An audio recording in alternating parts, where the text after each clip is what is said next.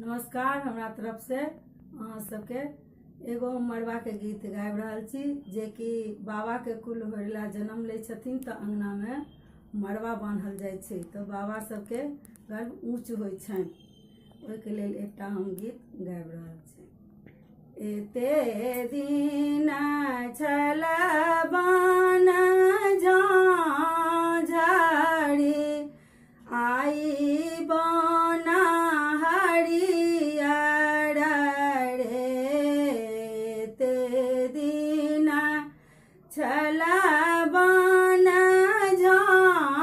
झाड़ी आई बना हरियर रे। ललना रे कोने कुला जना मल होरिल बाकी आंगना मारब भेल रे। ललना रे कोने कुला जना मल होरिल बाकी आंगना मारब भेल रे।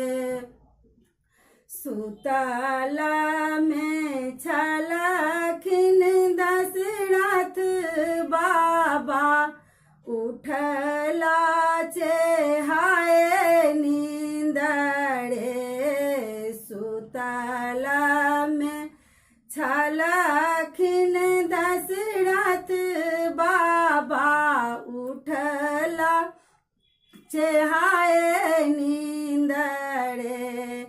ललना रे मोरा कुला जना माल होरिल बाकी आंगना मारब ठाठल रे।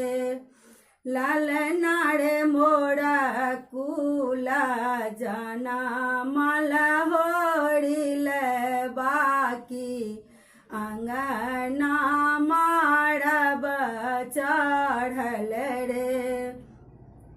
आगू आगू एलखिन दशरथ बाबा पाछू पाछू कौशल्या आमारे।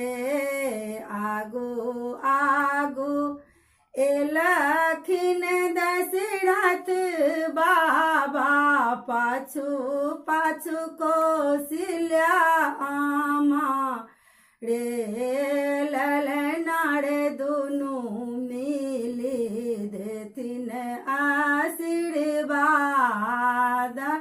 की चारू बड़ुआ जुग जुग जीवत रे।